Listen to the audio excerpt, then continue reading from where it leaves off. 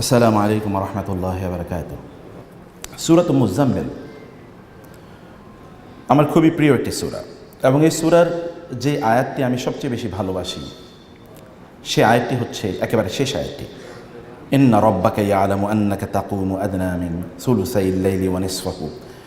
এর মধ্যে আরও ভালো লাগার আমার যে আয়াতটি বা যে অংশটি সেটি হচ্ছে আল্লাহ সুবহানাহু ওয়া তাআলা জানেন যে তোমাদের মাঝে হবে, একেবারে মাঝামাঝি যদি গিয়ে আপনি দেখেন, তিনি জানেন আইয়াকুনা মিনকুম মারদা ওয়া আখারুনা ইয়াদরিবুনা ফিল আরদি ইয়াবতাগুনা মিন ফাদলিল্লাহ ওয়া আখারুনা ইউকাতিলুনা ফি সাবিলিল্লাহি ফাকরাউ মা তায়াসসারা মিন ওয়া আকিমুস সালাতা ওয়া আতুজ যাকাতা ওয়া আকরিদুল্লাহ কারদান হাসানা।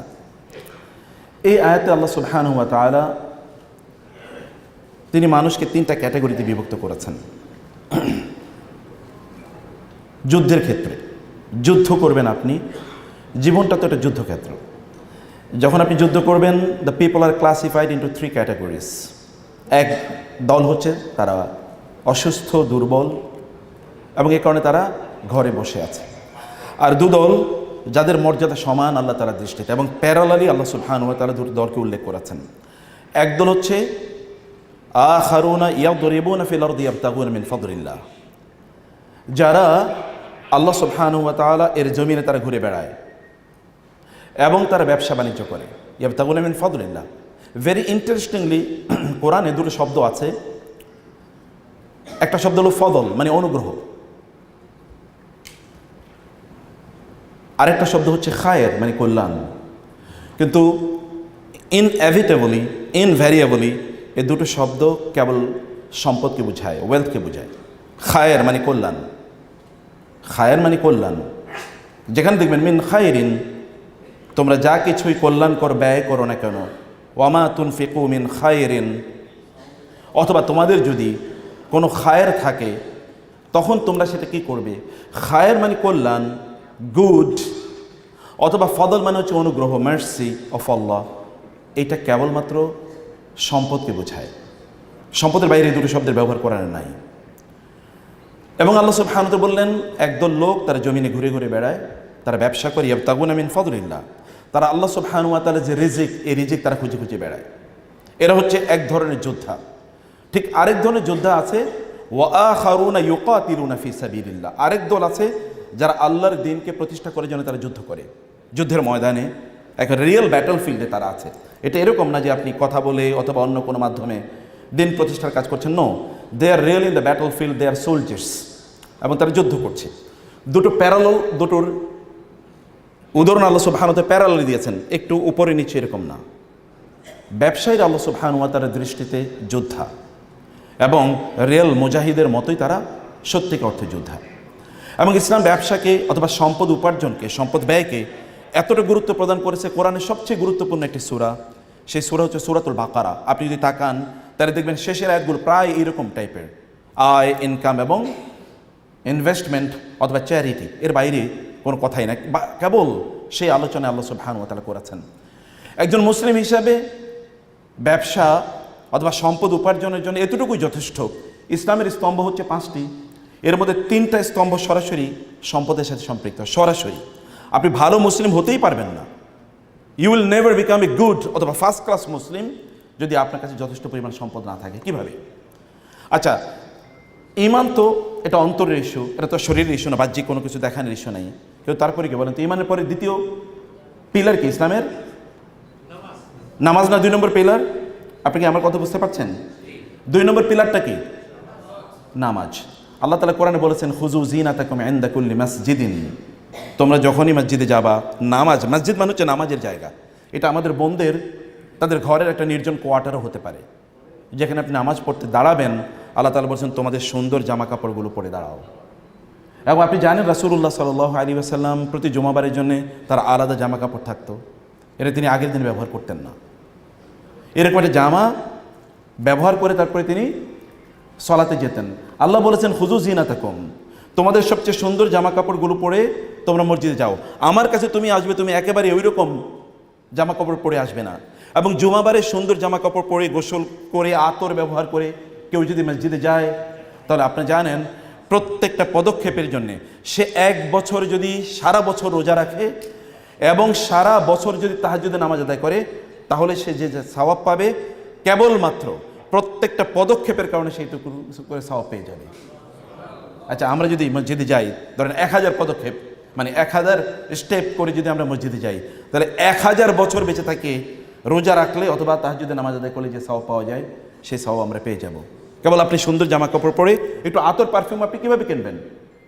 আপনি যদি সম্পদ না থাকে আপনি আতর কীভাবে কিনবেন বা পারফিউম আপনি কীভাবে কিনবেন এবং আপনি সুন্দর জামা কাপড় কোথেকে পরবেন? তাহলে প্রথম যে স্তম্ভটি, আমি এরকম অনেক লোকেরই জানি যারা প্রত্যেক ওয়াক্তে নতুন জামা কাপড় পরে তারা মসজিদে যায়, কারণ যে আল্লাহর নির্দেশ খুজু জিনাতাকুম ইনদা কুল্লি মসজিদিন, প্রত্যেক নামাজে তুমি সুন্দর জামা কাপড় পরে যাও।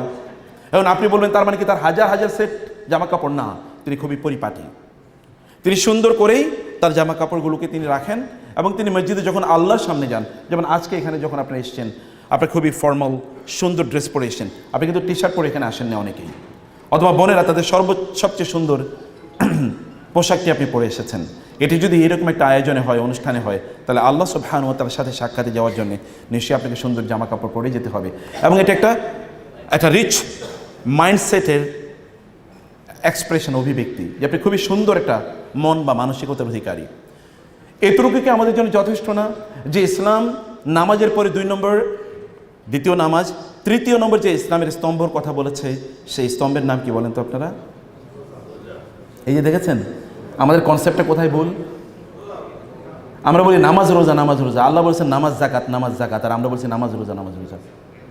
ইসলামের 3য় স্তম্ভ রোজা নয় তো, ইসলামের 3য় স্তম্ভ হচ্ছে জাকাত। আচ্ছা, কোরআনে বলেন তো আল্লাহ তাআলা কি বলছেন? আকিমুস সালাতা, এরপরে কি? নাকি ওয়াদুস সিয়ামা ওয়াতুজ জাকাত? আল্লাহ বলছেন নামাজ পড়ো জাকাত দাও, আর আপনি বলছেন নামাজ পড়ো রোজা রাখো। তা আপনি তো আল্লাহর পলিসি থেকে বের হয়ে গেছেন। এবং এই কারণেই তো আমরা গরিব থাকার জন্য সিদ্ধান্ত নিয়েছি যে আমরা গরিব থাকবই, আল্লাহ যতই বলুক তুমি ধনী হও, তুমি গরিব থাকবাই। কারণ আমার কনসেপ্টে তো আমি উল্টেই দিচ্ছি। আল্লাহ বলছেন নামাজ জাকাত, আর আমি বলছি নামাজ রোজা নামাজ রোজা। আপনি ভালো মুসলমান কীভাবে হবেন আপনি যদি জাকাতই না দেন? নামাজ পড়ো জাকাত দাও, আপনি কেমন নামাজ পড়লেন? দ্বিতীয়টা তো আপনি করেনই না, তাহলে ফার্স্ট ক্যাটাগরির আপনি মোমেন কীভাবে হবেন, ইমানদার কীভাবে হবেন?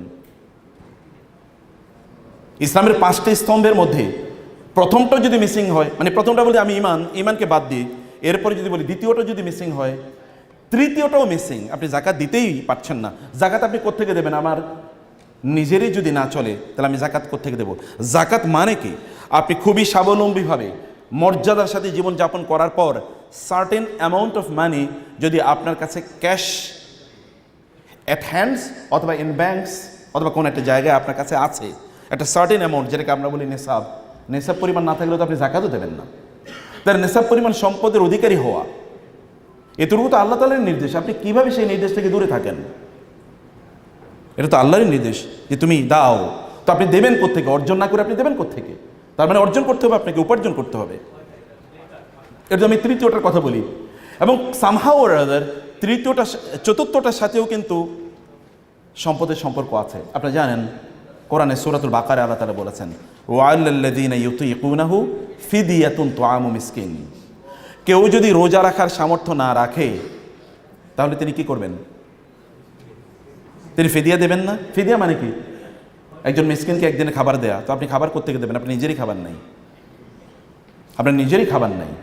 এবং এই কারণে একজন সাহাবী রাসূলুল্লাহ সাল্লাল্লাহু আলাইহি ওয়াসাল্লামের কাছে আসলেন, একজন মহিলা সাহাবী, এবং বললেন ইয়া রাসূলুল্লাহ, আমার স্বামীর তো এই অবস্থা।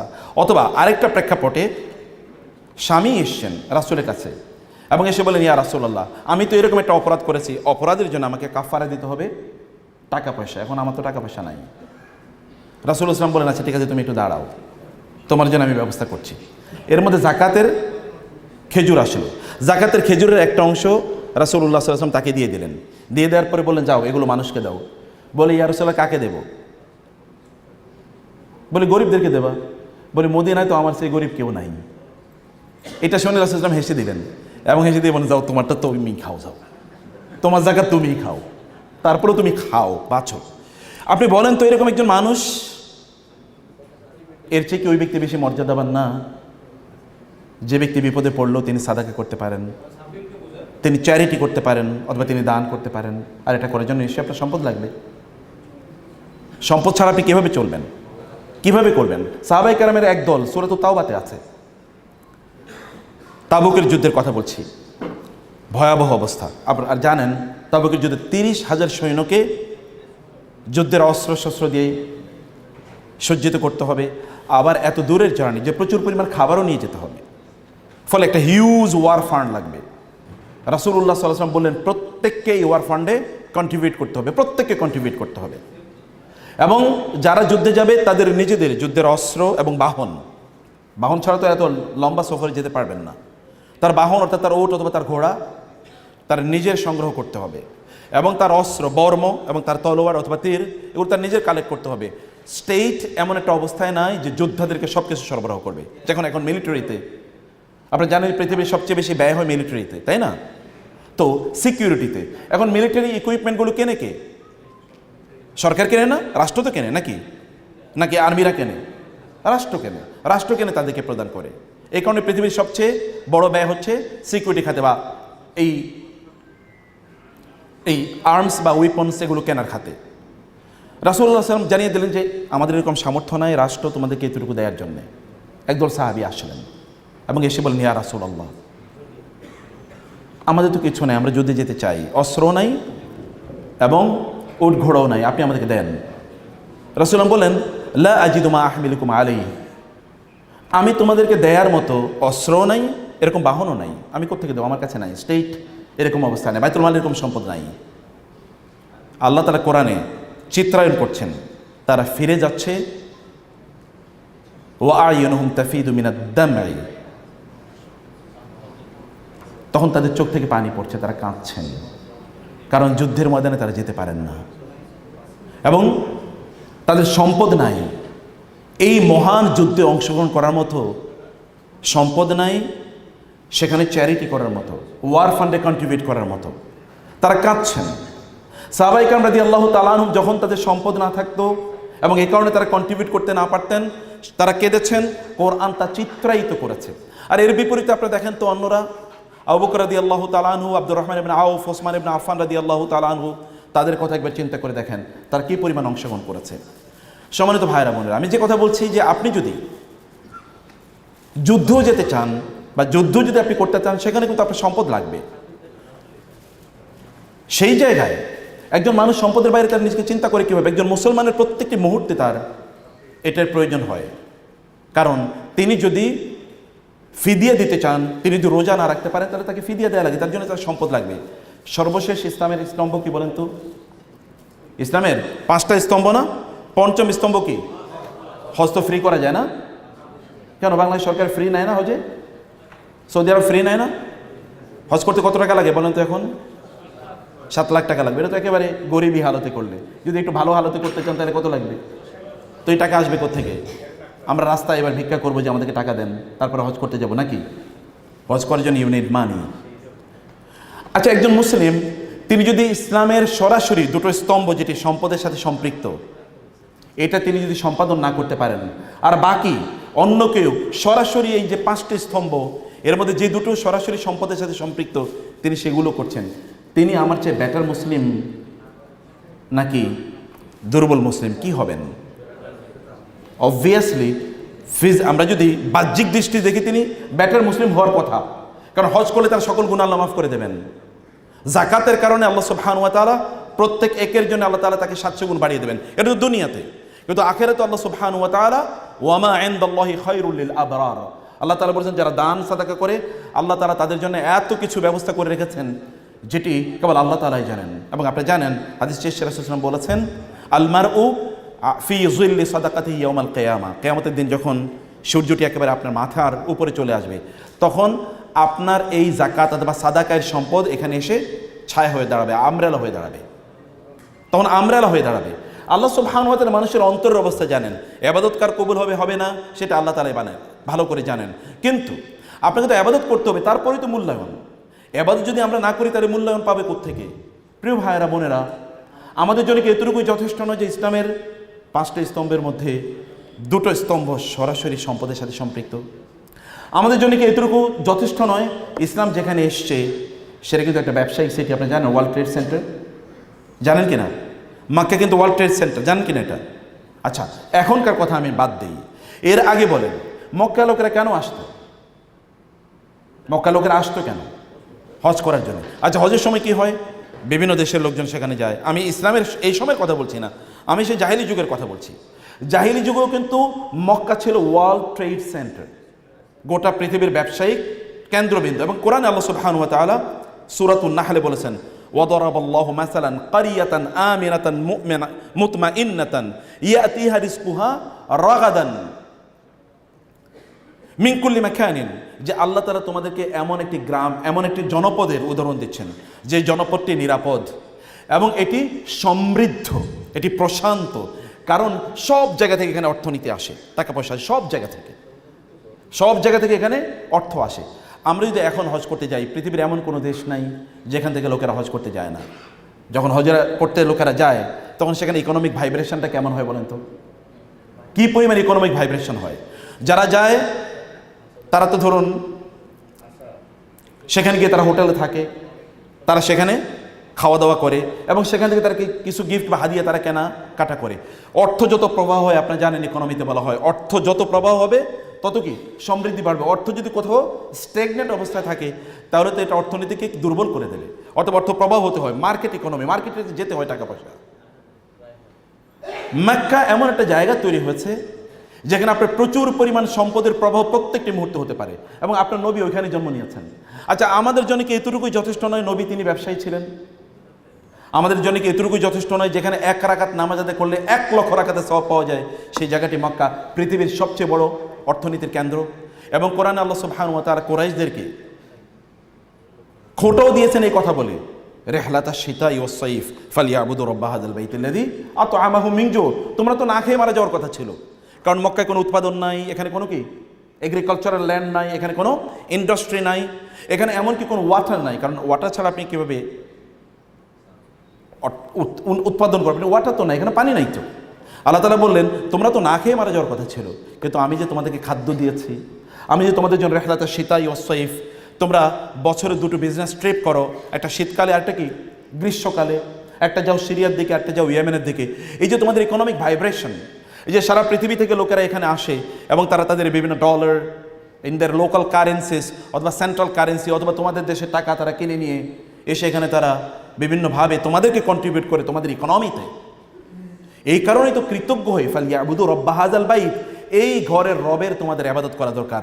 কারণ এই ঘরের কারণেই সারা পৃথিবীর লোকেরা এখানে কি হয়? একত্রিত হয়। এতটুকু কি আমাদের জন্য যথেষ্ট নয় যে আমাদের সম্পদের দিকে আমাদের হাত বাড়িয়ে দেওয়া দরকার? এবং রাসূলুল্লাহ সাল্লাল্লাহু আলাইহি ওয়াসাল্লাম তিনি ব্যবসা করেছেন, আপনি জানেন তো নাকি? তিনি ব্যবসা করেছেন না?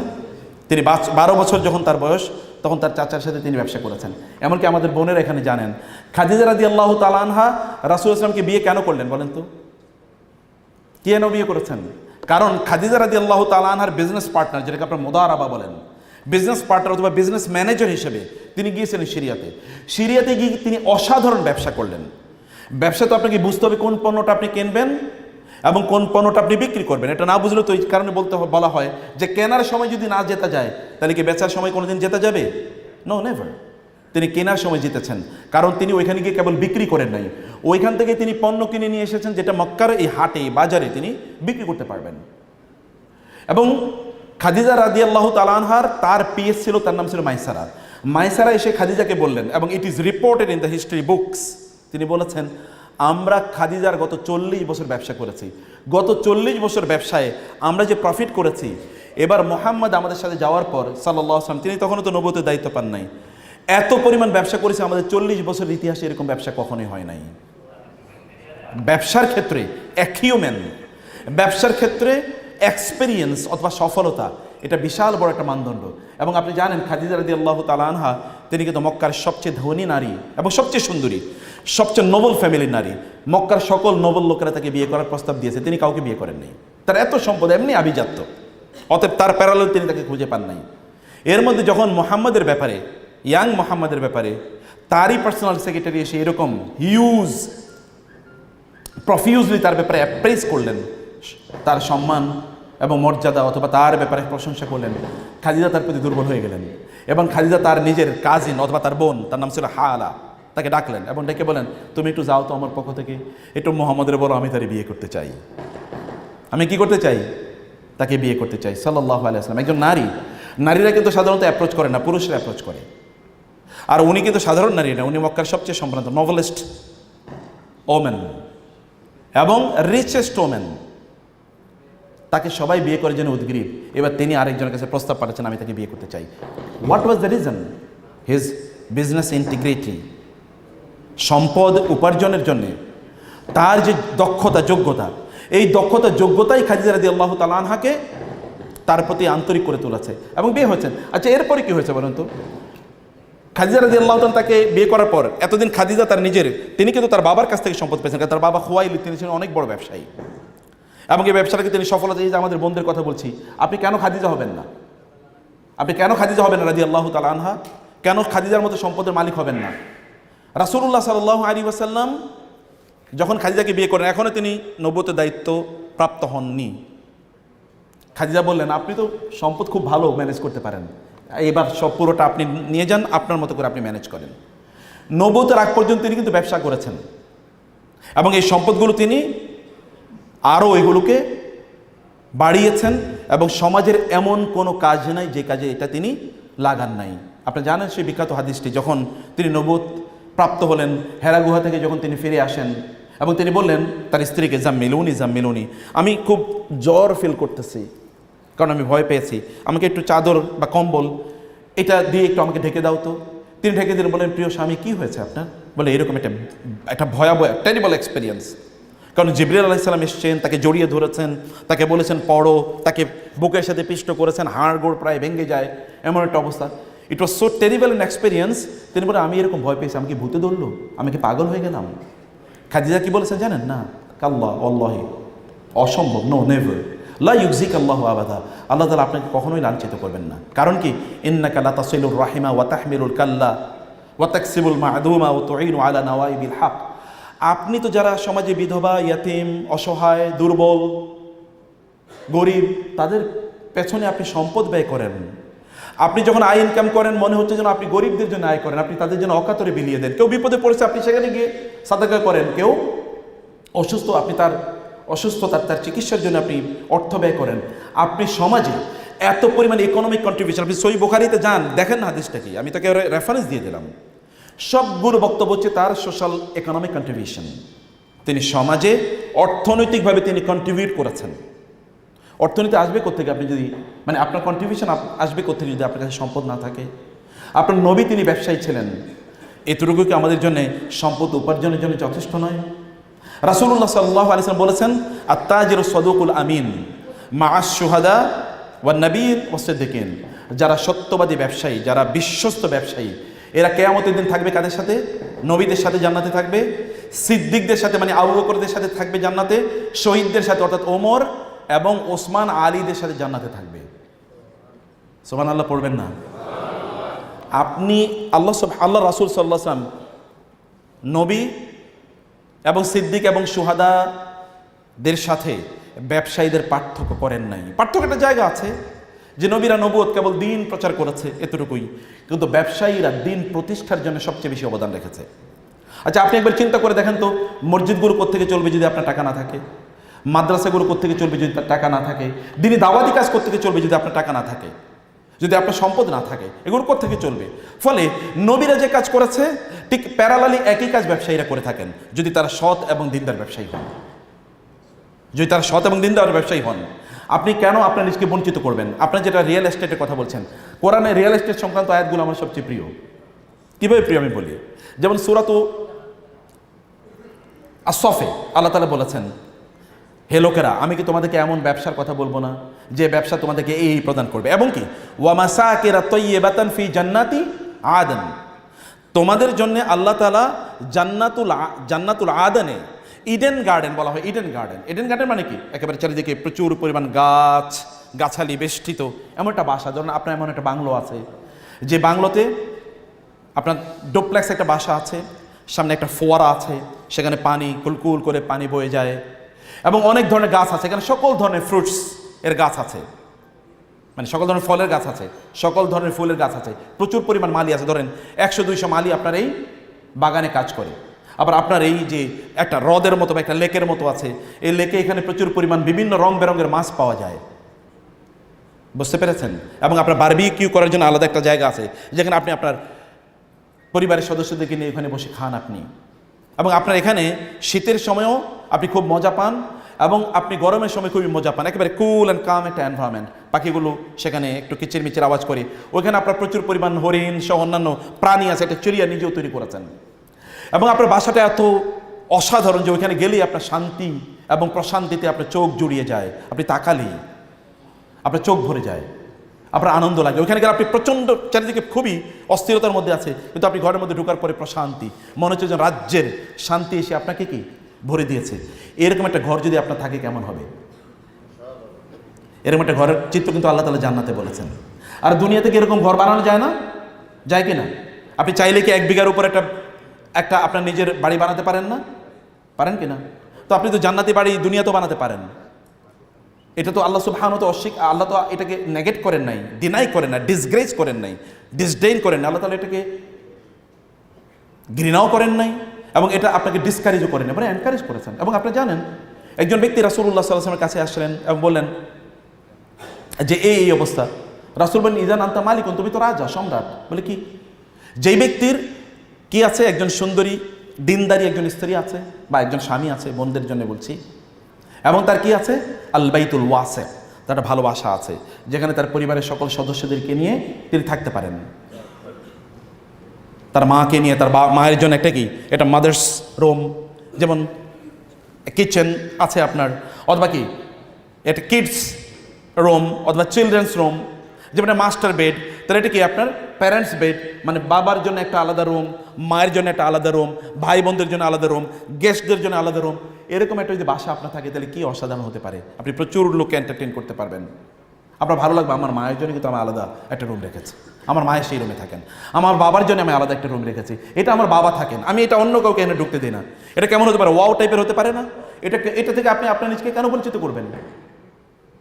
এটা তো আল্লাহ হারাম করে দেন নাই, এটা আল্লাহ সুবহানাহু ওয়া তাআলা আপনার জন্য হালাল করে দিয়েছেন। জান্নাতের যখন ওই রকম বিবরণ আল্লাহ তাআলা দেন, তখন আল্লাহ সুবহানাহু ওয়া তাআলা বলেন, তুমি পারলে দুনিয়াটা এরকম তৈরি করো, এরকমভাবে তুমি বানাও দুনিয়াকে।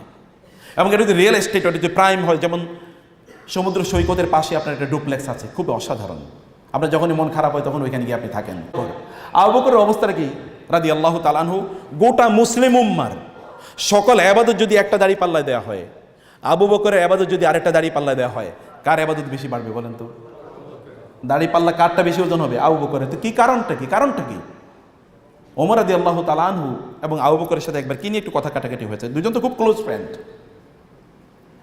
এর মধ্যে আবু বকর রাদিয়াল্লাহু তাআলা ওমরকে কিছু একটা বলেছেন, এতে ওমরের মন খারাপ হয়ে গেছে। এরপর আবু বকর রাদিয়াল্লাহু তাআলা আনহু একটু মাফ চাইলেন ওমরের কাছে, কিন্তু ওমর চুপ করে থাকলেন। তার মানে মনে একটু কষ্ট লাগছে, কিচ্ছু বলেন নাই, কিচ্ছু তিনি বলেন নাই। এবার আবু বকর রাদিয়াল্লাহু তাআলা আনহু রাসূলের কাছে আসলেন। ওমরও বুঝলেন তার সাথে যাই, নিশ্চয়ই আজকে কিছু আবার আমার বিরুদ্ধে অভিযোগ দেয় কিনা, কি যাওয়ার পরে আবু বকর রাদিয়াল্লাহু তাআলা আনহু বলেন, ইয়া রাসূলুল্লাহ, আমি ওমরের একটা কটু কথা বলেছি, কথা কাটাকাটির ফাঁকে আমি একটা কটু কথা বলেছি।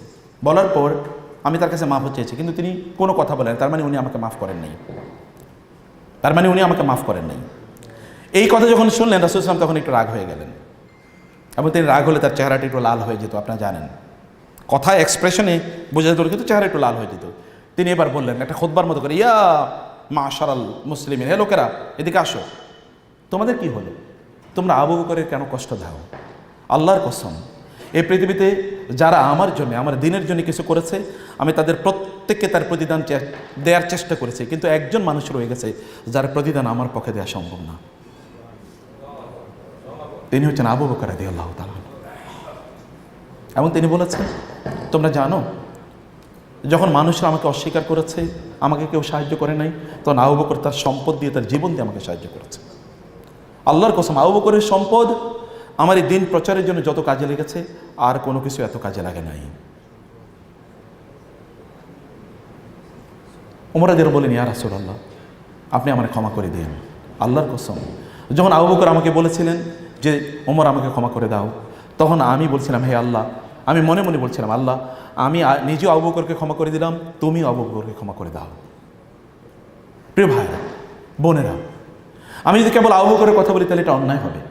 রাদিয়াল্লাহু তাআলা আনহু। ইসলাম প্রচার এবং প্রতিষ্ঠায় দুজন মানুষের অবদান সবার চেয়ে বেশি। একজনকে বলেন তো, আবু বকর রাদিয়াল্লাহু তাআলা। আরেকজনের নাম জানেন আপনারা? তিনি কি? খাদিজাতুল কুবরা রাদিয়াল্লাহু তাআলা আনহা। কি দিয়ে? এগেইন রাসূলুল্লাহ সাল্লাল্লাহু আলাইহি ওয়াসাল্লামের ইন্তেকালের পর, খাদিজাতুল কুবরা রাদিয়াল্লাহু তাআলা আনহা এর ইন্তেকালের পর রাসূলুল্লাহ সাল্লাল্লাহু আলাইহি ওয়াসাল্লাম কথায় কথায় কেবল খাদিজার কথা বলতেন, কথায় কথায় খাদিজা বলতেন। এমনকি যদি তিনি কোনো বকরি জবাই করতেন তাহলে বকরির সবচেয়ে গুরুত্বপূর্ণ একটা অংশ বলতেন, যাও এটা খাদিজার বোনকে দিয়ে আসো, এটা খাদিজার বান্ধবীকে দিয়ে আসো। এমনকি খাদিজা রাদিয়াল্লাহু তাআলা এক বান্ধবী, তার নাম ছিল হালা, যেটা আমরা এর আগে বলেছি। একবার হালা রাসূল সাল্লাল্লাহু আলাইহি ওয়াসাল্লামের সাথে দেখা করতে আসলেন এবং রাসূল দাঁড়িয়ে বলেন, আল্লাহুম্মা হালা হালা, আল্লাহ হালা এসছে, খাদিজার আত্মীয় হালা এসছে। তিনি এতটা তাকে ফিল করতেন, তিনি ইমোশনাল হয়ে পড়তেন। আয়েশা রাদিয়াল্লাহু তাআলা খুব সহ্য করেছেন। নারীদের মধ্যে কি থাকে? একটা গায়রত থাকে। গায়রত বুঝেন তো? পার্সোনালিটি থাকে। আমি এটাকে খুব রেসপেক্ট করি। আমার ওয়াইফের মধ্যে প্রচণ্ড পার্সোনালিটি। এই যে মহিলারা, যে পুরুষরা যারা আছেন, নারীরা যদি একটু কখনো খেকিয়ে উঠে তাহলে বুঝবেন তার পার্সোনালিটির কারণে এটা রেসপেক্ট করবেন।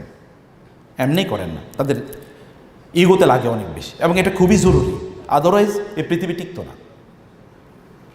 আয়েশা রাদিয়াল্লাহু বলেন, ইয়া রাসূলুল্লাহ, এক বৃদ্ধা রে আপনি সারা দিন রাত কেবল তারই জিকির করেন, আল্লাহ তাআলা তার চেয়ে সুন্দর স্ত্রী আপনাকে দেন নাই? রাসূল আমি একটু শান্ত হয়ে গেলেন। তারপর বলেন, আয়েশা, আল্লাহর কসম, আল্লাহ তাআলা খাদিজার চেয়ে উত্তম কাউকে আমাকে প্রদান করেন নাই। তিনি সর্বশেষ অনেকগুলো পয়েন্ট বলেছেন। সর্বশেষ কথা বলেছেন, তার সম্পদ আমার এই দিন প্রচারের ক্ষেত্রে যে ভূমিকা রেখেছে, অন্য কোনো কিছু এতটা ভূমিকা রাখে নাই। বোনেরা, আপনি সম্পদের অধিকারী কেন হবেন না? আপনি কেন একজন খাদিজার মতো হবেন না যিনি দিন প্রচার? ভাইরা, কেন আপনি একজন আবু বকরের মতো হবেন না? আচ্ছা, এরপর আপনি ওসমানের কথা চিন্তা করে দেখেন তো, রাদিয়াল্লাহু তাআলা আনহু। এখনও আরবে মদিনায় ওসমান রাদিয়াল্লাহু তাআলা আনহু রেখে যাওয়া সম্পদের চ্যারিটি সেখানে ওয়াকফ করা হয়েছে। 1500 বছর, 1450 বছর পরেও সেখান থেকে এখনও দিন প্রচার এবং প্রতিষ্ঠার জন্য এখনও ব্যয় করা হয়। আপনি চ্যারিটি কীভাবে করবেন? একজন মানুষ মারা গেলে তার আমলনামা বন্ধ হয়ে যায়, কিন্তু 3টা চ্যানেল খোলা থাকে না? 3টা চ্যানেলের মধ্যে 1 নম্বর হচ্ছে সাদাকাতিন জারিয়া দেন। আপনি কেন সেটা করবেন না নিজের জন্য? আপনি নিজের উপর কেন জুলুম করবেন? আপনি কেন নিজকে বঞ্চিত করবেন? আপনি সাদাকায় জারিয়া করার জন্য ইউ নিড মানি। আপনাকে অবশ্যই সম্পদের অধিকারী হওয়াই লাগবে। মুসলমানরা যুগ যুগ ধরে তা করেছে। আব্দুর রহমান ইবনে আবি বলেছে, 10 জন যারা জান্নাতের সুসংবাদপ্রাপ্ত সাহাবী, তাদের প্রত্যেকেই ধনী ছিলেন, একজন ছাড়া। গণেন, আপনি দেখেন, 9 জন প্রত্যেকে ধনী ছিলেন। আব্দুর রহমান ইবনে আউফ, আপনারা হয়তো খুব বেশি নাম জানেন না। যখন তাবুকের যুদ্ধ হয় তখন তিনি 1000 উট দিয়ে ওয়ার ফান্ডে কন্ট্রিবিউট করেছেন। 1000 উট। হোয়াট দ্য মিনিং অফ 100 উট? 1000 ক্যামেলস। একটা ক্যামেল যদি 500 টাকা, 5 লাখ টাকা দাম হয় বর্তমান যুগে, তাহলে এবার 1000 দাম কত? আপনি কীভাবে কন্ট্রিবিউট করবেন যদি আপনি একজন আব্দুর রহমান ইবনে আউফের মতো না হন? আব্দুর রহমান ইবনে আউফরা তারা কীভাবে সম্পদের অধিকারী হয়েছে? ব্যবসা করে। যখন তিনি মদিনায় যান, যার সাথে তাকে উখুওয়াত, ব্রাদারহুড তৈরি করে দেওয়া হয়েছে, তিনি বলেন, চলেন, let's share our properties with you. আমার বাড়ি এবং অন্য সম্পদগুলো চলেন আপনার সাথে শেয়ার করি। তিনি বলেন, না, আমার লাগবে না। তো কেন লাগবে না? বলে, তুমি আমাকে একটু বাজারটা দেখিয়ে দাও, আমি বাজারে যেতে চাই। বাজারে গেলেন। মক্কার লোকেরা কি? ব্যবসায়ী। মদিনার লোকেরা তারা কেবলমাত্র উৎপাদন করতেন, গরিব মানুষ। মদিনার লোকেরা তারা ওই যে আনসারীরা, তারা জমিতে উৎপাদন করতো, তারা ছিল কৃষক। কিন্তু মক্কার লোকেরা ছিল ব্যবসায়ী। এখন এরা তো ব্যবসা জানে। মদিনায় যখন গিয়েছেন, মদিনায় যাওয়ার পর তিনি বলে, আমাকে একটু বাজারটা দেখিয়ে দাও। তাকে বাজারে নিয়ে যাওয়া, তাকে বাজার দেখিয়ে দেওয়া হলো। বাজারে যাওয়ার পরে তিনি ক্রেডিটে বুঝেন তো, মানে বাকিতে তিনি একটা দোকান থেকে জিনিস কিনলেন। কিনে বলেন যে, তুমি আমার কাছে বেচো, দাম নির্ধারণ করো, আমি এগুলো ফেরি করে বেচবো, তারপরে তোমার টাকা দিয়ে দেবো। তিনি এটা নিলেন, নিয়ে তারপরে ফেরি করি। কারণ আপনি তো জানেন, আপনি তো দোকানে খুঁজবেন না, আপনি যদি রাস্তায় আপনার কাছে পেয়ে যান তাহলে আপনি কিনবেনই। তিনি ফেরি করে বিক্রি করলেন। ফেরি করে বিক্রি করে 10 দিরহাম লাভ করছেন। এই যে শুরু। এরপরে তিনি মদিনার সবচেয়ে ধনী ব্যবসায়ীতে পরিণত হয়েছেন। You can do it. Allah has given you this acumen. Allah Taala আপনাকে এই যোগ্যতা, মর্যাদা আল্লাহ তাআলা আপনাকে দিয়েছেন, শুধু আপনাকে সেটা ব্যবহার করা লাগবে। প্রিয় ভাই, সম্মানিত বোন, আপনি মনে রাখবেন, ইসলাম কখনোই পভার্টি, দারিদ্র্যকে সেলিব্রেট করে না। Never never never. হাদিস শেষে, হাদিসের মধ্যে সনদগত দুর্বলতা আছে। কাদাল ফাকরু আন ইয়াকুনা কুফরান, দারিদ্র মানুষকে কাফের বানিয়ে দেয়, প্রায় কাফের বানিয়ে দেয়। আপনি বলেন তো বাংলাদেশের প্রেক্ষাপটে মসজিদের প্রথম কাতারে আপনি কাদেরকে পাবেন? গরিবদেরকে। আপনি কি আমার কথা বুঝতে পারছেন? মসজিদের প্রথম কাতারে কারা থাকে গিয়ে দেখেন তো। গরিবরা থাকে, যিনি রিক্সা চালান, যিনি ভ্যানে করে জিনিস বেচেন, এরকম কয়জনকে প্রথম কাতারে পাবেন আপনি? আচ্ছা, আমি খুবই খারাপ অর্থ বলছি না, আমি বলছি যে ধরেন বস্তি, বস্তি এটা আসলে বসতি শব্দটা বস্তি এসছে, এটা ভালো শব্দ। আচ্ছা, বস্তিতে যারা বসবাস করে তাদের মধ্যে ক্রাইম বেশি নাকি যারা ভালো জায়গায় থাকে তাদের মধ্যে ক্রাইম বেশি? সকল ক্রাইমের সেন্টারগুলো বস্তিতে দেখেন গিয়ে, গাঁজা, হিরোইন, মদ। আর ওরা তো 24 ঘন্টা সিনেমাই দেখে, প্রায় ঘুমাইতে গিয়েও সিনেমা দেখে। আর তো সময় নাই, মানুষকে ব্যস্ত হতে হয়। ব্যস্ত আপনাকে কী করবে? আপনাকে বিজনেস, বিজনেস মানেই তো ব্যস্ত হতে, বিজিনেস মানে আপনাকে ব্যস্ত করে দেবে। আপনি ব্যস্ত না থাকলে তো আপনি কোনোদিনই উৎপাদনশীল হবেন না। মনে রাখবেন, ইসলাম নেভার সেলিব্রেটস পভার্টি। আলী রাদিয়াল্লাহু তাআলা বলেছেন, লাউ কানা আল ফাকরু রাজুলান লাকাতালতুহু, যদি দারিদ্র কোনো একজন ব্যক্তির নাম হতো তাহলে ওরা ধৈরাই আমি হত্যা করে ফেলতাম। তোর কারণে বেটা মানুষ না খেয়ে মারা যাচ্ছে, এটা আমি হত্যা করে ফেলতাম। 1200 বছর জুড়ে গোটা পৃথিবী মুসলমানরা অর্থনৈতিকভাবে নেতৃত্ব দিয়েছে। আপনারা জানেন এই পৃথিবীতে যে আপনি এই যে আরব সাগর, এই যে আপনি যদি এর কথা বলেন আমাদের যে বে অফ বেঙ্গল, অথবা যদি অন্যান্য যে সাগর, প্রশান্ত মানে আপনার ওই যে আটলান্টিক ওশান, অথবা তার আগে যদি আপনি ওই যে মেডিটেরেনিয়ান সি অথবা গালফ, এই সকল এই যে নদীগুলো অথবা সমুদ্রগুলো, এগুলোকে মুসলমানরা এখন থেকে 1200 বছর আগে লেকের মতো করে ব্যবহার করতো। লেক, লেক মানে বুঝুন তো, লেক মানে একটা খালের মতো করে ব্যবহার করতো। কি কারণে? এগুলোতে তারা জাহাজ, ওয়ালাহুল জাওয়ারিল মুনশাআতু ফিল বাহরি কাল আলাম ফাবিআইয়ি আলাই রাব্বিকুমা তুকাযযিবান। এই যে জাহাজে চড়ে পণ্য বিক্রি করা, এটা কে আপনাদেরকে শেখালো? ওয়াল ফুলকিল্লাতি তাজরি ফিল বাহরি বিমা ইয়ানফাউন নাস। মানুষের পণ্য নিয়ে এই যে সমুদ্রের জলযানগুলো চলে, এগুলোর মধ্যেও তোমাদের জন্য নিদর্শন আছে। আল্লাহ তাআলা এখানে নিদর্শন খুঁজতে বলেছেন, এর মাধ্যমে ব্যবসা করতে আল্লাহ তাআলা আপনাদেরকে বলেছেন যে ডু বিজনেস। আল্লাহ রাসূলকে বলেন না, আল ইয়াদুল উলিয়া খায়রুম মিনাল ইয়াদিস সুফলা, যে হাত দেয়, যে হাত দান করে সে হাত শ্রেষ্ঠ, যে হাত গ্রহণ করে সেটা শ্রেষ্ঠ নয়। গ্রহণ করার হাত কোনোদিনই শ্রেষ্ঠ নয়। আপনি গ্রহণের হাত কেন আপনার নিজকে বানাবেন? আপনি কেন আপার হ্যান্ড হবেন না? সমাজে তারাই নেতৃত্ব দেয় যুগ যুগ ধরে, তারাই নেতৃত্ব প্রদান করে যারা অর্থনীতিকে নিয়ন্ত্রণ করে। দেখেন না এখন আমরা আমেরিকার স্লেভ হয়ে গেছি, এবং এখন আমরা আপনার চায়নার স্লেভ হয়ে যাচ্ছি, দেখেন না? অথচ 1200 বছর ইতিহাস ঘাটেন, 1200 বছরে গোটা পৃথিবীকে নিয়ন্ত্রণ করেছে মুসলমানরা অর্থনৈতিকভাবে, এবং এই কারণে মিলিটারিলি তারা নিয়ন্ত্রণ করেছে, ইন্টেলেকচুয়ালি নিয়ন্ত্রণ করেছে, এবং তারা কি পলিটিক্যালি নিয়ন্ত্রণ করেছে গোটা পৃথিবীর। আপনি দেখেন না, এই যে আমাদের এই ইন্ডিয়ান সাবকন্টিনেন্টে মুসলমানরা প্রায় 600-650 বছর পর্যন্ত মোগলরা এখানে রাজত্ব করে নাই। আর যদি আপনি ওসমানিয়া খেলাফত 800-850 বছর রাজত্ব করে নেই, তার আগে আব্বাসী এবং উমাইয়ারা দেখেন না, গোটা পৃথিবীতে তাদের প্যারালাল দাঁড়ানোর মতো কেউ নাই, কারণ বিজনেস তারা নিয়ন্ত্রণ করতো। অর্থ যার হাতে, গোটা পৃথিবী তিনিই নিয়ন্ত্রণ করেন। আমেরিকায় গোটা পৃথিবী নিয়ন্ত্রণ করার কারণ কি? কারণ ও যদি ভিক্ষা না দেয়, আমেরিকান এইডস যদি না থাকে, তাহলে তো পৃথিবী চলে না। আমেরিকায় গোটা পৃথিবীর প্রায় অর্ধেক অর্থনীতি নিয়ন্ত্রণ করে। তার মানে আপনার গার্মেন্টস চলে না যদি আমেরিকানরা না কেনে। আপনি নিজে না হতে পারলাম আমরা কনজিউমার, না হতে পারলাম প্রডিউসার, কিছুই হইতে পারলাম না। এইরকম দুর্বল জীবন কেন আপনি যাপন করবেন? আপনি কেন আপনার নিজকে এরকম অসম্মানিত এবং মর্যাদাহীন করবেন? আল্লাহ কি বলেন না, ওয়ালাকাদ কাররামনা বানি আদামা ওয়া হামালনাহুম ফিল বাররি ওয়াল বাহর ওয়া রাযাকনাহুম মিনাত তাইয়্যিবাত ওয়া ফাদ্দালনাহুম আলা কাসীরিম মিম্মান খালাকনা তাফদীলা।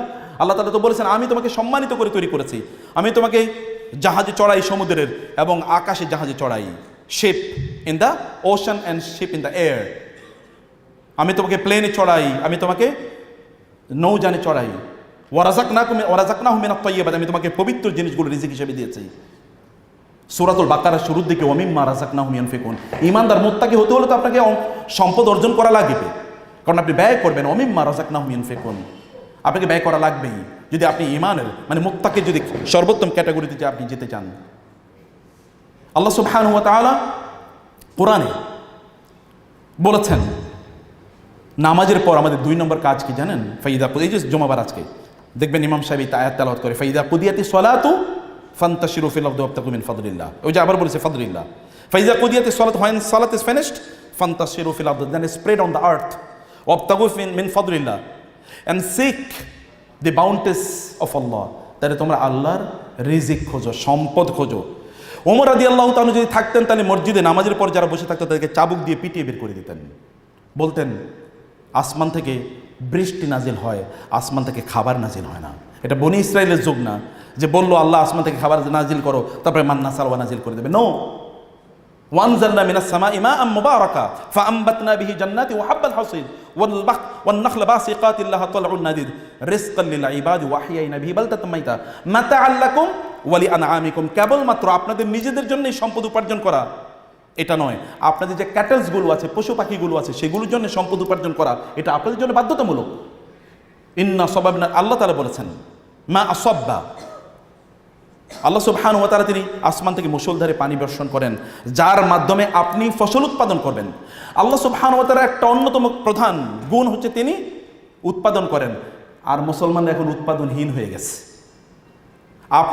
আপনার রবের অন্যতম প্রধান একটি বৈশিষ্ট্য হচ্ছে তিনি উৎপাদন করেন। আমরা কেন উৎপাদনশীল হব না? উৎপাদন কেন আমরা করব না? কেবল আমাদের কাজ হলে এখন কি খাই, টয়লেটে যাই আর ঘুমাই, এটা কি মুসলমানের কাজ? আপনি আল্লাহ সুবহানাহু কাছে কীভাবে জবাবদিহি করবেন? আল্লাহর কাছে জবাবদিহি করতে হলে আপনার এভরি সেকেন্ড আপনাকে অবশ্যই মানবতার জন্যে ব্যয় করতে হবে। প্রিয় ভাইয়েরা, সম্মানিত বোনের, আমি যে কথা বলছিলাম যে আপনি যদি দিনের জন্য কোনো কিছু, দুনিয়ার জন্য কোনো কিছু করতে চান তাহলে আপনাকে সম্পদ লাগবে। কোরআন আল্লাহ তাআলা বলেছেন ওয়ালা তানসা নাসিবাকা মিনাদ দুনিয়া, দুনিয়ার অংশ তুমি ভুলে যেও না, দুনিয়া রাজার মতো থাকেন। আপনি কেন একজন সুলাইমানের মতো হবেন না আলাইহিস সালাম? তিনি আল্লাহকে বলেছেন রব্বি হাবলি মুলকান লা ইয়ামবাগি লিআহাদিন মিন বাদি, আল্লাহ আপনি আমাকে এমন রাজত্ব দেন যে রাজত্ব আমার পরে আর কেউ পাবে না। আপনি কেন বলতে পারবেন না যে আমি বাংলাদেশের শ্রেষ্ঠতম ধনী হতে চাই? বাংলাদেশের সকল টাকা যদি মুসলমানদের হাতে থাকে, আপনাদের মতো ভালো মানুষের হাতে থাকে, তাহলে এখানে সিনেমা চলবে না, এখানে নাটক চলবে না, এখানে অশ্লীল ওই যে সমকামীদের সেখানে প্রমোট করা হবে না, সেখানে তখন দিনই কালচার প্রমোটেড হবে নাকি? আপনারা এটা হবে না? আপনি মসজিদে এখন এসি নাই, এ কারণে সুন্দর করে নামাজ আদায় করতে পারেন। এসি কে দেয়? ওই যে ব্যক্তি রিক্সা চালাচ্ছে সে এসি দিচ্ছে নাকি? এসি তো আপনিই দেবেন। এসি দেওয়ার পরে এসির নিচে যিনি নামাজ পড়ে, আহা কই শান্তিতে নামাজ পড়লাম, সওয়াব তো সব আপনার আমল নামে ঢুকতেছে। আপনি এরকম সওয়াবের অধিকারী হয়ে নবীদের সাথে জান্নাতে থাকার মর্যাদা থেকে নিজকে বঞ্চিত করা, এটা আপনার নিজের উপর জুলুম। এই জুলুম নিজের উপর না করে বরং নিজকে সম্মানিত মর্যাদাবানদের কাতারে নিয়ে যান। আবু বকরদের কাতারে নিয়ে যান রাদিয়াল্লাহু তাআলা আনহুম, ওসমানদের কাতারে নিয়ে যান, শহীদদের কাতারে। সেই কাতারে নিয়ে যাওয়ার মতো সুযোগ আল্লাহ তাআলা আপনাকে দিয়েছেন, মর্যাদা আল্লাহ তাআলা আপনাকে দিয়েছেন। যদি কাফের এবং মুশরিকরা যদি দুনিয়ার মালিক হতে পারে, কেন আপনারা হবেন না? অথচ আল্লাহ তাআলা বলেছেন ওয়ালাকাদ কাতাবনা ফিজ জাবুরি মিন বাদিয যিকরি আন্নাল আরদা ইয়ারিসুহা ইবাদিয়াস সালিহুন, আমি জাবুর সহ সমস্ত আসমানি গ্রন্থে কথা বলে দিয়েছি যে এই পৃথিবীর প্রকৃত মালিক হচ্ছে, সম্পদের প্রকৃত মালিক হচ্ছে ঈমানদাররা, মুসলমানরা।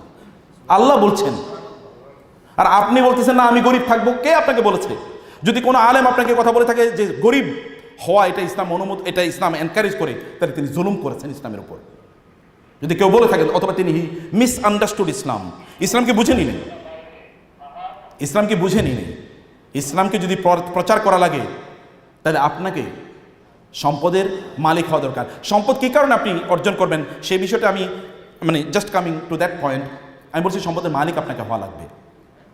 কারণ আল্লাহ সুবহানাহু ওয়া তাআলা আমাদেরকে সম্মানিত করে বানিয়েছেন।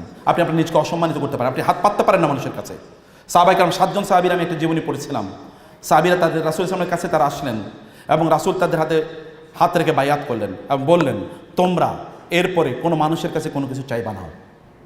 তারা বললেন এরপরে আমাদের গোটা জীবনে আমরা মানুষের কাছে কোনো কিছু চাইনি, চাইছে আমরা আল্লাহর কাছে। আমরা মানুষের কাছে কোনো কিছু চাই নাই। আল্লাহ রাসূল সাল্লাল্লাহু আলাইহি ওয়াসাল্লাম তিনি মানুষকে সাদাকা করার জন্যে, দান করার জন্যে তিনি এনকারেজ করেছেন। দান এবং সাদাকার কী পরিমাণ ফজিলতের কথা কোরআনে আছে। এটার জন্য আপনাকে সম্পদ লাগবে, এবং আপনি যদি দিন প্রচার এবং প্রতিষ্ঠার কাজ করতে চান তাহলে আপনার জন্য সম্পদ লাগবে। আপনি যদি সুলাইমান আলাইহিস সালাতু ওয়াস সালামের মতো হতে চান, দেখেন না তিনি কুল্লা বান্নাই ওয়া গাওয়াস, কি পরিমাণ উন্নত চিন্তার অধিকারী ছিলেন।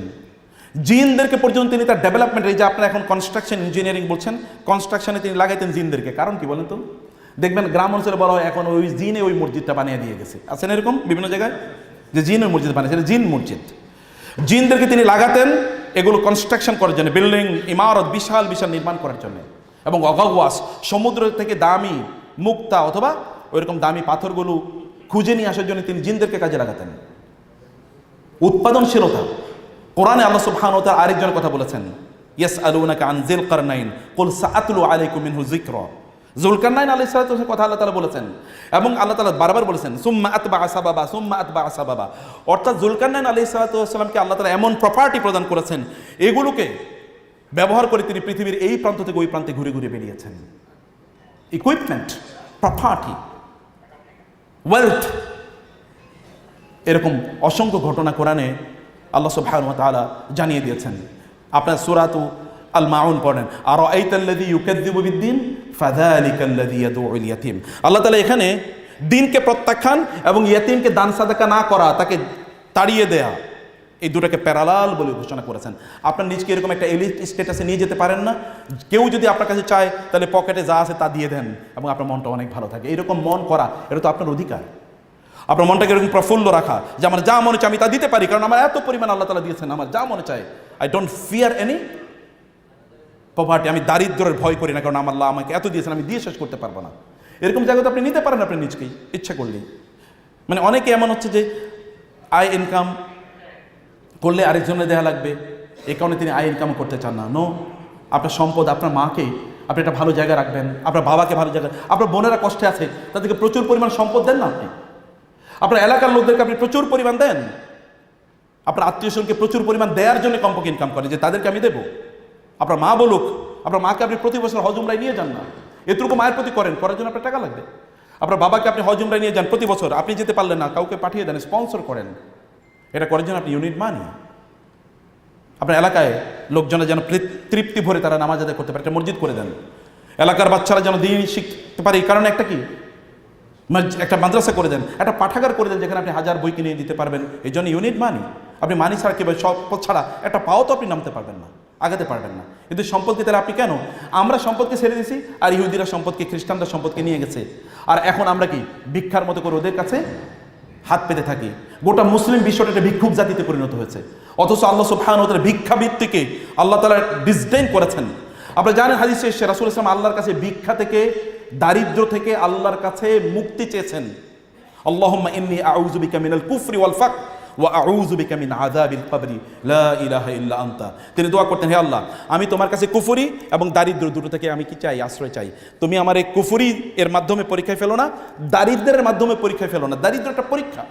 আমি বহু দরিদ্র লোককে কুফরি করতে দেখেছি, কিন্তু আমি খুব কম লোকের, ধনী লোককে আমি কুফরি করতে দেখেছি, মানে যাদের ঈমান আছে। মুসলিমদের কথা বলছি, অমুসলিমদের কথা আমি বলছি না। আমি গ্রাম অঞ্চলে এবং শহরে দেখি দিনদারি গরিব লোকদের মাঝে এখন কম, এখন কম। কোন এক সময় হয়তো ছিল, কিন্তু এখন কম।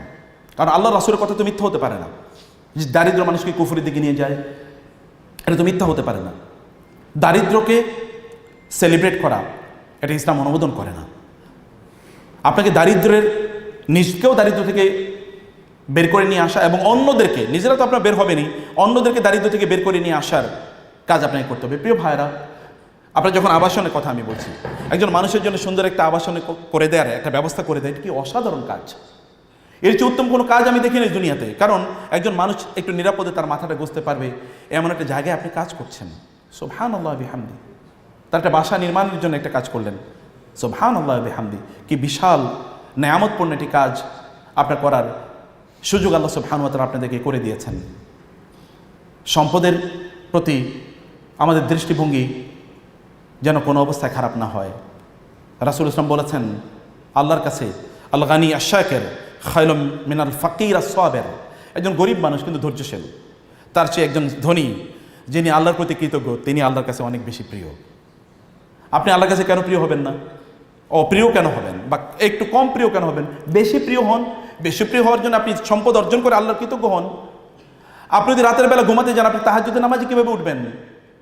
যদি আপনার টেনশন থাকে কালকে খাবো কি, পরশু কি হবে, অমুকে কি হবে, আপনি যদি দারিদ্রের অথবা সম্পদ যদি আপনার প্রচুর পরিমাণ না থাকে, তাহলে আপনি কিভাবে, আপনি সালাত আদায় করবেন কীভাবে? আপনি নির্বিঘ্নে অন্য কোথাও যেয়ে কোনো কাজই করতে পারবেন না, কারণ আপনার এখানে অনেক ধরনের টেনশন রয়ে গেছে, আপনি করতেই পারবেন না। ইবাদতের প্রতি যদি আপনার মনোযোগী হতে হয় তাইলেও, অথবা অত্যন্ত আনন্দের সাথে, আনন্দের চিত্তে যদি আপনাকে ইবাদতও করতে হয়, তাহলে কিন্তু আপনার সম্পদের প্রবাহ অবশ্যই করতে হয়। আমরা মুসলিমরা খুবই দুর্ভাগ্যজনকভাবে, গত 200 বছরের কথা বলি, আপনি জানেন ব্রিটিশরা বাংলাদেশে আসার পূর্বেও এই বাংলাদেশের সকল মাদ্রাসাগুলো, তখন তো একটাই মাত্র মানে ইউনি ডাইরেকশনাল শিক্ষা ব্যবস্থা ছিল, একটাই একটাই শিক্ষা ব্যবস্থা, এবং শিক্ষা ব্যবস্থাগুলো পরিচালনা করতো কারা জানেন? সব ধনীরা, যে আপনাদের মতো লোকেরা। মাদ্রাসা, এই মাদ্রাসা আমার, এখানকার ছাত্রদের তাদের বইপত্র, তাদের জামা কাপড়, তাদের খাওয়া দাওয়া, এমনকি তাদের তেলগুলো কিনে দেওয়া হতো। কারা তেলগুলো কিনে দিতেন? মুসলমানরা। তেল, সাবান। মাদ্রাসায় পড়তেছে মানে শিক্ষা প্রতিষ্ঠানে 100% ফ্রি। ব্রিটিশরা এসে এডুকেশনকে তারা বাণিজ্য বানাইছে। ওই ইংলিশ মিডিয়াম কলেজ তারা করলো, ওইখানে পড়লে টাকা পয়সা দিয়ে করা লাগবে, এগুলো তারা বানিয়েছে। ব্রিটিশরা আসার আগ পর্যন্ত অথবা ইউরোপিয়ানরা মুসলিম দেশগুলো দখল করার পূর্ব পর্যন্ত মুসলমানদের দেশে কেউ শিক্ষা কোনোদিন কিনেছে এরকম? আই চ্যালেঞ্জ ইউ, আমি বলে গেলাম এখানে, আপনি একটু খোঁজ করে আমাকে বললেন। I challenge. এমনকি ট্রিটমেন্ট ছিল ফ্রি। ট্রিটমেন্ট কেমন? ট্রিটমেন্ট ফ্রি ছিল। আমি যদি বাগদাদের কথা আপনাদেরকে বলি, ট্রিটমেন্ট মানে হচ্ছে মানে হসপিটাল। হসপিটালে যদি কোনো রোগী ভর্তি হতো, কী হতো জানেন? হসপিটালে রোগী ভর্তি হওয়ার পর তার সকল চিকিৎসা ফ্রি, তার মেডিসিন ফ্রি, তার জামা কাপড় সেখানে তাকে ফ্রি দেওয়া হতো, তার খাদ্য তাকে ফ্রি দেওয়া হতো। এর চেয়ে অ্যাস্টাউন্ডিং মানে খুবই আশ্চর্যজনক কী হতো জানেন? যাওয়ার সময় তার কিছু টাকা দিয়ে দেওয়া হতো, মেডিকেল থেকে যাওয়ার সময়। বলে কেন টাকা দেওয়া হতো? কারণ এই লোকটা যে এতদিন পর্যন্ত হসপিটালে আছে, এখন গিয়েই তো সে কাজ একটা পাবে না, অথবা কাজ শুরু করতে পারবে না। হতে পারে তার বাসায় কোনো খাবার টাবার নাই, যেন কমপক্ষে 1 সপ্তাহ বা 10 দিন রেস্ট নিয়ে তারপরে কাজ শুরু করতে পারে, এই কারণে কিছু টাকাও দিয়ে দেওয়া হতো। আপনি এরকম চ্যারিটি আপনার এলাকায় আপনি একটা হসপিটাল করতে চান সাধারণ মানুষের জন্য, আপনার টাকা কই, সম্পদ কই? গোটা পৃথিবীর সকল ব্র্যান্ডগুলো নিয়ন্ত্রণ করছে খ্রিস্টানরা। আমাদেরকে লজ্জা লাগে না? মুসলিম হিসাবে কি আপনার আত্মমর্যাদা এতটুকুও লাগে না যে গোটা পৃথিবীর সকল বড় বড় ব্র্যান্ডগুলো খ্রিস্টানরা, ইহুদিরা নিয়ন্ত্রণ করছে? একটা ব্র্যান্ড কোনো আমাদের নাই, একটা ফোনের ব্র্যান্ডও তো আমাদের নাই, আছে নাকি? আপনি যদি আইফোনের কথা বাদ দিয়ে দিলাম, স্যামসাংয়ের কথা বাদ দিলাম, একেবারে লো ক্যাটাগরি একটা ফোনও তো মুসলমানরা বানায় নাই। একটা কম্পিউটার আইটেম মুসলমানরা বানাইছে। এমন কি বানাইছে আপনি বলেন? এমনকি আপনারা যারা বিজনেস পড়েন, ওই বিজনেসের বইগুলো পর্যন্ত খ্রিস্টানরা লিখছে। ওই বইগুলো কাদের লেখা? ইউনিভার্সিটিতে গিয়ে পড়ে দেখেন, ইঞ্জিনিয়ারিংয়ের বইগুলো কারা বানাইছে? সব খ্রিস্টানরা লিখছে, বইগুলো পর্যন্ত ওদের। তাহলে আমরা মেডিকেল কলেজ, আমি তো সকল মেডিকেল কলেজে গিয়েছি, কোনো মেডিকেল কলেজের বই মুসলমানদের লেখা না, সব খ্রিস্টানদের লেখা, ইহুদিদের লেখা, হিন্দুদের লেখা বই। মানে কোনো ব্র্যান্ড আমরা তৈরি করতে পারিনি। আপনি একটা ব্র্যান্ড কেন তৈরি করবেন না? আপনারা এখানে যারা আছেন এমন ব্র্যান্ড তৈরি করেন যে গোটা পৃথিবী তাকিয়ে থাকুক, দেখুন এটা মুসলমানদের ব্র্যান্ড। আপনি মুসলমানদের একটা ব্র্যান্ডও খুঁজে পাবেন না, আমি এখানে চ্যালেঞ্জ করে বলে গেলাম, কোনো ব্র্যান্ড খুঁজে পাবেন না। অথচ এই ব্র্যান্ডের মালিক হওয়ার কথা ছিল আমাদের। পৃথিবীকে আপনার পরিচালনা করা লাগবে না? আল্লাহ তাআলা বলেছেন, ইন্নাল আরদা ওয়াসিআতুন ফাইয়া ফা'বুদুন। এই গোটা পৃথিবী আমি সম্পদ দিয়ে প্রাচুর্য দিয়ে পূর্ণ করে দিয়েছি, প্রাচুর্য ভর্তি, মাটির নিচে প্রাচুর্য, মাটির উপরে প্রাচুর্য। এগুলো কেবল যারা আমার ইবাদত করে তাদের জন্য আমি নির্মাণ করেছি। আপনাদের জন্য বলেন আল্লাহ নির্মাণ করেছেন, আর আপনারা এগুলো ইহুদি খ্রিস্টানদেরকে, অন্যদেরকে খাওয়ার জন্য দিয়ে দিলেন। তার মানে আপনারা আল্লাহর প্রতি জুলুম করলেন। আমরা আল্লাহর প্রতি জুলুম করলাম এই সম্পদগুলোকে অন্য মানুষের কাছে দিয়ে দেওয়ার কারণে। কারণ আপনি যদি সম্পদের মালিক হতেন, তাহলে এগুলো দিয়ে বোম মেরে আপনি গাজায় লোককে হত্যা করতেন না, নাকি? না করতেন? গাজায় কি আপনি লোককে হত্যা করতেন? নো, আপনি করতেন না। আপনি যদি সম্পদ, এত পরিমাণ সম্পদ হতো, তাহলে আপনি হলিউডে এমন সিনেমা বানাতেন না যে সিনেমার পেছনে এত পরিমাণ সম্পদ নষ্ট করা হয়। এগুলো যদি আফ্রিকার দরিদ্রদেরকে, গরিবদেরকে দেওয়া হতো, তাহলে আফ্রিকা দারিদ্র থাকতো না। হলিউডে এন্টারটেইনমেন্ট মিডিয়াতে ওরা যে পরিমাণ সম্পদ প্রতি বছর ব্যয় করে, এগুলো দিয়ে আফ্রিকার দারিদ্র দূর করে দেওয়া সম্ভব। আপনি এটা করতেন না। আপনি তখন সিনেমা ইনভেস্ট করতেন না, আপনি তখন কম্পিউটার গেমস এগুলো বানানোর জন্য আপনি ইনভেস্টমেন্ট করতেন। আপনি তখন মানুষের জন্য ইনভেস্টমেন্ট করতেন, মানুষের দারিদ্র দূর করার জন্য, মানুষকে আপনি কল্যাণ প্রদান করতেন। কারণ আপনার সম্পদের উপর তো 2.5% যাকাত দেওয়া ফরজ, সেটা আপনি করতেন। ভাইরা, আমি লাস্ট 1-2 মিনিটসে আপনাদেরকে যে কনক্লুশনে আসতে চাই, যে আপনারা ধনী হন, উৎপাদনশীল হন, ব্র্যান্ড তৈরি করুন, এবং কেবল কনজিউমার হবেন না। এক মানে মাদ্রাসা ছাত্র বলতেছিল যে আল্লাহ আমাদেরকে কি পরিমাণ নেয়ামত দিয়েছে। বলে কি? বলে ইহুদি খ্রিস্টানরা বানায় আর আমরা খাই। ইহুদি খ্রিস্টানরা বানায় আর আমি খাই। আহারে, আমি বললাম আহারে, এই মানসিকতাই তো আমাদের গরিব বানিয়ে রাখছে। ওরা বানায় আর আমরা খাই, অথচ হওয়ার কথা ছিল আমরা বানাই ওরা খায়, আমরা উৎপাদন করি ওরা খায়। এটা হওয়ার কথা ছিল। কারণ আল্লাহ তাআলা বলেছেন, কুনতুম খায়রা উম্মাতিন উখরিজাত লিন-নাস, তোমরা শ্রেষ্ঠতম জাতি, তোমাদেরকে মানুষের জন্য বানানো হয়েছে। আর এখন অবস্থা হয়েছে যে ওরা বানায় আর আমরা খাই।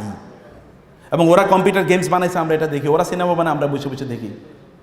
কি দুর্ভাগ্য এই পৃথিবীকে যদি আপনি নিয়ন্ত্রণ করতে হয়, যদি আপনি এডুকেশনে গোটা পৃথিবীকে কন্ট্রোল করতে হয়, যদি মিলিটারিলি গোটা পৃথিবীকে কন্ট্রোল করতে হয়, মুসলমানদের দিকে তাকিয়ে কেউ কথা বলতে পারবে না, এত স্পর্ধা নাই, সাহস নাই। যদি আপনি সেরকম করতে চান,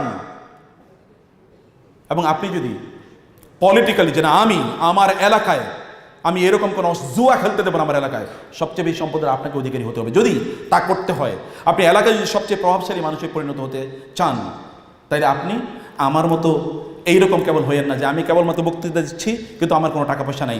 বক্তৃতাও দেন, টাকা পয়সার মালিক হন, একজন ওমর হন, একজন আবু বকর হন, একজন ওসমান হন। আবু বকর রাদিয়াল্লাহু তাআলা আনহু বেলাল রাদিয়াল্লাহু তাআলা আনহুকে মুক্ত করেছেন, ক্রীতদাস মুক্ত করার টাকা আপনি পাবেন কই?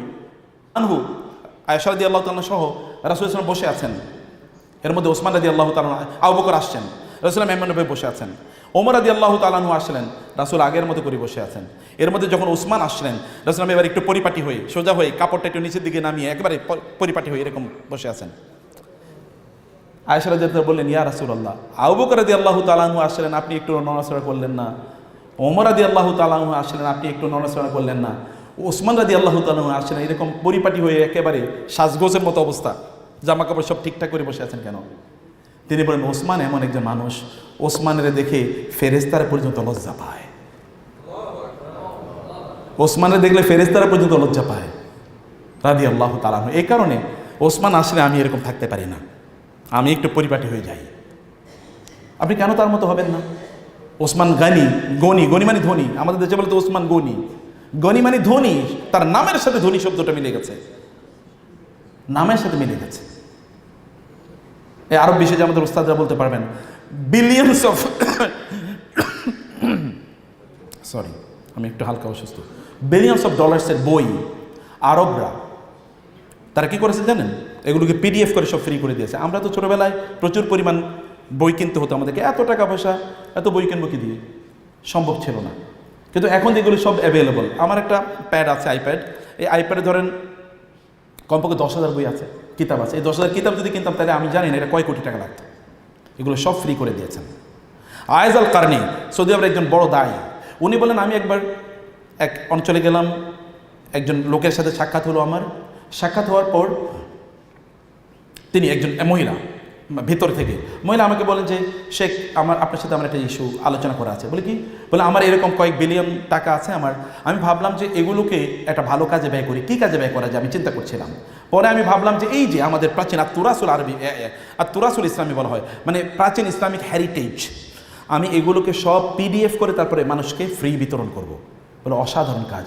গোটা পৃথিবীতে কোটি কোটি কোটি কোটি মাদ্রাসার ছাত্র অথবা যারা পড়াশোনা করে আরবি ভাষায়, এরা এখন এগুলো সব ফ্রি ডাউনলোড করে তারপরে তারা পড়াশোনা করতেছে। একজন মানুষ সম্পদের তার প্রোডাক্টিভ ইউজ দেখেছেন কি? বোনেরা, আমি আপনাদেরকে বলবো যে আপনি একটা ব্র্যান্ড ডেভেলপ করেন, আপনার প্রোডাক্টিভ হন, যতদিন বেঁচে আছেন ততদিন পর্যন্ত প্রচুর পরিমাণ সম্পদ উপার্জন করে মানুষের জন্য করেন। যদি আপনি জান্নাতুল ফেরদাউসে থাকতে চান, চ্যারিটি করেন, যদি জাকাত দিতে চান, যদি হজ করতে চান, এবং যদি আপনি ইসলামের 5টি স্তম্ভকেই আপনার জীবনে আপনি বাস্তবায়ন করতে চান। রাসূলুল্লাহ সাল্লাল্লাহু আলাইহি ওয়াসাল্লাম বললেন, নামাজের পর, ফজরের পর, তোমাদের মধ্যে আজকে কে রোজা রেখেছে? আবু বকর দাঁড়িয়ে বলেন আমি। আজকে কে মিসকিনকে খাবার দিয়েছে? আবু বকর বলেন আমি। ঠিক আছে? এরকম আজকে কি জানাজা অংশগ্রহণ করছে? তিনি দাঁড়িয়ে বলেন আমি। এরকম অনেকগুলো প্রশ্ন করে সবগুলো দাঁড়িয়ে কে বলে? একজন বলছেন আবু বকর রাদিয়াল্লাহু বলেন আমি। রাসূলুল্লাহ সাল্লাল্লাহু আলাইহি ওয়াসাল্লাম বললেন যে এই সবগুলো কাজ করে জান্নাত তাকে প্রত্যেকটা দরজা দিয়ে ডাকবে যে তুমি আসো আমার দিয়ে ঢুকো, তুমি আসো আমার দিয়ে ঢুকো, তুমি আমার দিয়ে ঢুকো। যে সকল দরজা তাকে বলবে একটু আপনি আমার দরজা দিয়ে ঢুকেন না, আপনি ঢুকলে আমি একটু সম্মানিত হই, মহান হই। আপনি জানেন চ্যারিটির একটা দরজা আছে, হজের দরজা আছে, এবং নাম আপনার রোজা আপনারা জানেন তো, আর রাইয়ান ইউকালু লাহু রাইয়ান, জান্নাতে রাইয়ান নামে একটা দরজা আছে। এইরকম নামাজের দরজা আছে, জাকাতের দরজা আছে, হজের দরজা আছে। আপনি কেন সবগুলো ইবাদত করবেন না? সব দরজা আপনাকে বলবে ভাই বোন একটু আমার দিয়ে আপনি যান না, তাহলে আমি একটু সম্মানিত হই, একটু মর্যাদাবান হই। আপনি কেবল একটা নিয়ে কেন আছেন যে আমি শুধু নামাজ পড়তেছি, নামাজি মুসলমান? বাকিগুলো আপনাকে করতে হবে না? বাকিগুলো করতে হলে অবশ্যই সম্পদের জন্যে কাজ করতে হবে, সম্পদ উপার্জন করেন। কিন্তু আরও পার্ট আছে সম্পদ কেবল আমি কেন করবো, that is a different discussion. আমি কেবল আপনাদেরকে বলতে চাই, একটা মুহূর্ত নষ্ট করা যাবে না। ব্র্যান্ডটাকে ডেভেলপ করেন, পার্সোনাল ব্র্যান্ডিং ডেভেলপ করেন। আপনাকে লোকেরা বিশ্বাস করবে, আপনার প্রতিষ্ঠান লোকেরা দৌড়ে আসবে এবং অন্যরা আপনাকে এক্সাম্পল হিসেবে দেখবে, দেখো ওই যে অমুকে তাকাও, তিনি কীভাবে ব্যবসা করছেন, তিনি কিভাবে পরিচালনা করছেন। এরকম নিজেদেরকে ডেভেলপ করুন। প্রচুর পরিমাণ সম্পদের অধিকারী হয়ে নিজের জন্য করেন, নিজকে উন্নত মুসলমান বানান এবং আপনার আত্মীয়স্বজন, আপনার পাড়া প্রতিবেশী তার জন্য করেন এবং দিনের জন্য করেন। দিনের জন্য করতে হলে, প্রোডাক্টিভলি করতে হলে সময়কে নষ্ট করা যাবে না। নামাজ শেষ, তারপরে বেরিয়ে পড়ুন, আবার দৌড়ে যান। যখনই আজান হবে তখন সব বন্ধ, আবার যান নামাজে, আবার দৌড়ে আসুন, আবার নামাজ। বিটুইন সলাত অ্যান্ড বিজনেস, দুটোর মধ্যে, বিটুইন প্রেয়ার অ্যান্ড বিজনেস, দুটোর মধ্যখানে নিজের জীবনকে তৈরি করে মুজাহিদদের কাতারে যেন আমাদেরকে নিজেদেরকে নির্মাণ করতে পারি এবং নবীদের সাথে যেন আমাদের জান্নাত আমরা নিশ্চিত করতে পারি। আল্লাহ সুবহানাহু ওয়া তাআলা আমাদেরকে সেই তৌফিক দান করুন। তো ব্যবসার আইটেম ডিফারেন্ট হতে পারে, অস্ট্রেলিয়া এবং ইংল্যান্ড, এই দুটো দেশই চলে হচ্ছে ব্যবসা, মানে বিক্রি করে, এডুকেশন বিক্রি করে। এখন আমেরিকানরা নতুন করে এডুকেশন বিক্রি করা শুরু করেছে। সবচেয়ে বড় পণ্য কি? এডুকেশন। আমি বলছি এডুকেশন দিয়ে ইউ ক্যান এনলাইটেন পিপল, আবার এর মাধ্যমে আপনি আর্নও করতে পারেন। কিছু একটা ব্যবসা করেন, মানুষের কাছে চাওয়ার অভ্যাস কমিয়ে দেবেন। আমাদের আলেমদের, আমাদের ওস্তাদ যেখানে আছেন, আলেমদের একটা মৌলিক প্রবলেম হলো যে মাদ্রাসায় আমরা সাদা তুলি, এই কারণে লোকেরা আমাদেরকে সেই পরিমাণ কোনো গুরুত্ব দেয় না। আমরা যদি ইমাম আবু হানিফার মতো হতে পারতাম রাহিমাহুল্লাহ, যে তিনি একদিকে বিশাল বড় ব্যবসায়ী, তার ছাত্রদেরকে তিনি নিজেই স্পন্সর করেন, স্কলারশিপ দেন, স্টাইপেন্ড দেন, তাইলে সমাজে আমাদের প্রভাব বাড়ত, অনেক বাড়ত। আমি নিজেই মাহফিল আয়োজন করছি আমার নিজের টাকা দিয়ে, আমি কারিজনের কাছে চাঁদা চাই না, তাইলে আমার অনেক প্রভাব বাড়ত। আমি বলছি না যে আপনাদের কাছে চাওয়া এটা নিষিদ্ধ, কিন্তু না চেয়ে যদি আমাদের ছাত্রদেরকে যদি আমরা এভাবে তৈরি করতে পারি, আপনারা নিজেরা এরকম মাদ্রাসা তৈরি করুন, ওদের স্কিল ডেভেলপ করুন, ওদেরকে বিজনেস শিখিয়ে দেন। এই চায়না পথে প্রান্তরে লোকেরা বিজনেস করে, কেন বিজনেস করবেন না আপনারা? তাদেরকে বিজনেস শিখিয়ে দেন, বিভিন্ন আইটেমের বিজনেস করেন। বিজনেসের জন্য অনেকেই বিশাল বড় ইনভেস্টমেন্ট নিয়ে আমার চিন্তা করে, আপনাদেরকে আব্দুর রহমান ইবনে আওফের কথা বলেছি, আপনারা বিশাল বড় ফান্ড নিয়ে বিজনেস করলেই হয় না। বিজনেস করার জন্য স্ট্র্যাটেজি বুঝতে হয়, কৌশল বুঝতে হয়, কি করবেন করবেন না সেটা বুঝতে হয়। প্রচুর পরিমাণ ট্রেনিংয়ের ব্যবস্থা করে বিজনেসের জন্যে যেন আমরা আইকনিক ফিগার হতে পারি। কোনো এক সময় আপনাদের তারা বাংলাদেশের শীর্ষ 500 ধনীর কাতারে আপনারা যেন আসতে পারেন ইনশাআল্লাহ। পারবেন তো নাকি ইনশাআল্লাহ? এবং আপনারা 500 ধনী হন, এরপরে দেখেন আপনার গোটা, আপনার আমার ভাই বলেছে যে আপনার এখানে সবাই দিনদার নামাজি, 500 বাংলাদেশের শ্রেষ্ঠতম 500 ধনী এরাও যদি নামাজি হয়, তাহলে গোটা বাংলাদেশের চেহারা পরিবর্তন হয়ে যাবে না বলেন তো? গোটা বাংলাদেশ দেখবেন ইসলামিক কান্ট্রি হয়ে যাবে। তখন আর আমাদেরকে বলা লাগবে না ইসলামী আইন, ইসলামী শাসন, কিচ্ছু বলা লাগবে না। আপনাদের ঠেলাই তখন গোটা বাংলাদেশ ইসলামিক হয়ে যাবে ইনশাআল্লাহ।